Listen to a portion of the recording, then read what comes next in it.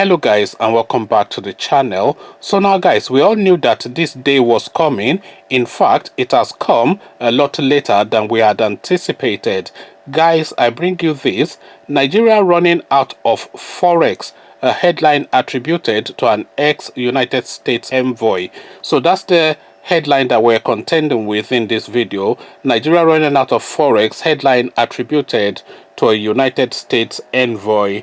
So now let's find out exactly what is being said here. A former United States ambassador to Nigeria, John Campbell, says Nigeria is experiencing a shortage of foreign exchange due to the fall in international oil prices. He said the dip in oil prices, occasioned by the C-19 pandemic, has had a negative effect on the federal government's revenue and its access to the United States dollar through oil export.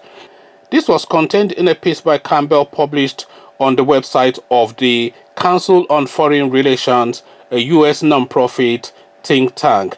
It's been reported that oil closed at $60 per barrel in December 2019, but has since plunged to about $25 per barrel as at May 2020. The former American envoy said, driven in part by the need for the dollar, the government devalued the Nigerian currency, the naira, to 360 to the dollar, down from 306. That apparently was not enough. As of April 12, the naira is traded at 445 to the dollar on the streets, and the 1 year forward trading rate is 514 to the dollar, which means traders expect the exchange rate to fall even further. The Lagos Stock Exchange Index is down about 12% since the start of the year because it is denominated in naira, and the naira has been devalued. The loss in value is even greater in terms of international currency. There are anecdotes impossible to quantify that rich Nigerians are getting out of the market and doing what they can to shelter their assets abroad. An old song in times of instability, whether economic or political. So this is not the situation in Nigeria. The little that was there, they've just looted it completely with their fake feeding program for children and whatnot, and all this money that they're just disappearing through the humanitarian and department, that agency that is run by Sadia Farouk and other agencies. These people are just effectively just cashing in checks from the central bank and just looting money and funneling it out and ferreting it out of the country. So this has been the narrative. So now that the oil price has been hit heavy because there's a glut of oil now in the international seas that nobody is buying. So because you have to understand that there was a 6 to 8 weeks period that the whole world had no movement. So if there's no movement, then there's nobody buying petrol, because of course petrol is what drives movement. And of course, if there's nobody buying petrol, then there's a glut in the market, there's a oversupply in the market.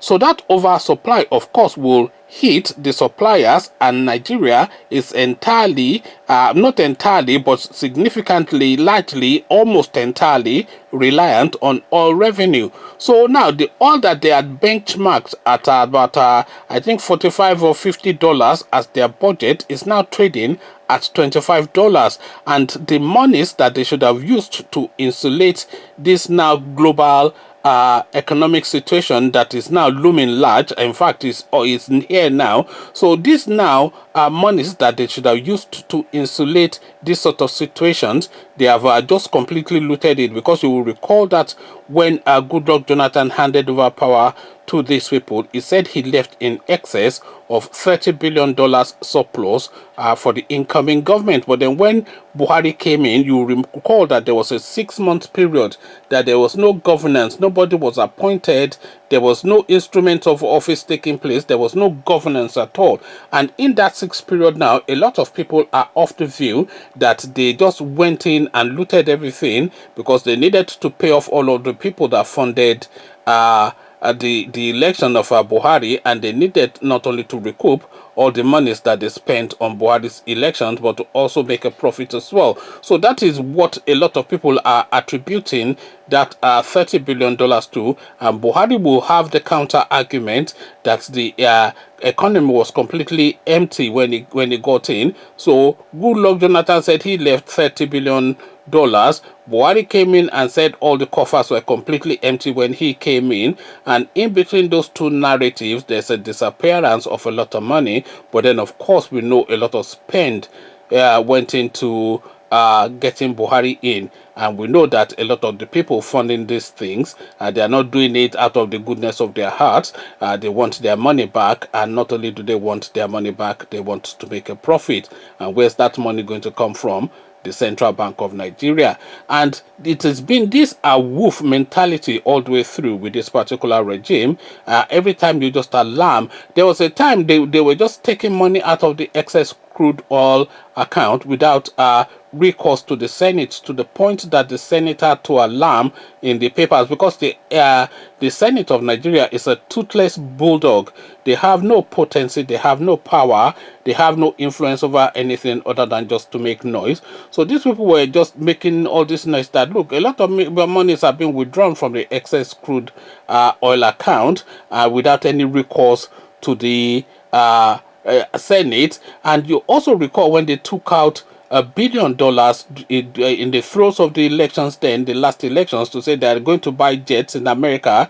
The jets in America, we don't see them. They'll tell you that they are still building them and it will take 3 years, but the money has disappeared. The Americans will tell you that they only deposited maybe 250 or maybe $500 million, but these people will tell you that they've withdrawn $1 billion. So this is just how the monies are just been disappeared from the Nigerian coffers. So there's now no insulation for now this global situation that we're contending with now. And now the chicken is coming home to roost. So the chicken coming home to roost now is the country now running out of foreign currency to insulate or to support or to strengthen the economy and the naira. And we're now getting to the point now where we're headed in the direction of Zimbabwe, by the way, when you have to put money in a wheelbarrow to go and buy a loaf of bread because the currency has no value anymore. They will go and buy a bread for 2 million naira, because that 2 million naira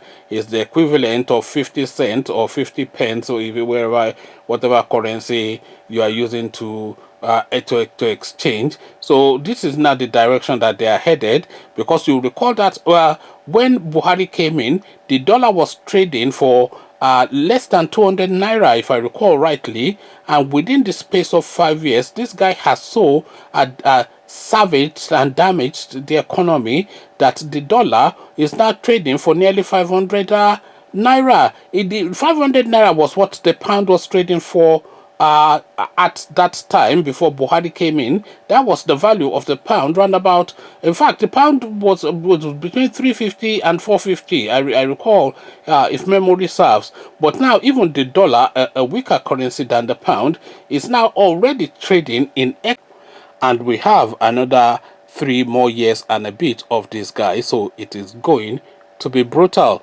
Conversations in the comment section, they are running out of forex, but then you would think what took them so long, because the way they were gorging and looting and scrambling over each other and clambering over each other to get to the central bank coffers, the way these people just launched at the economy, you'd have thought that they would have emptied all of the country's coffers by now. But alas, this global pandemic has now opened up all that is going on within the Nigerian space. Come share thoughts, but before you do that, click on the red subscribe button so it turns gray.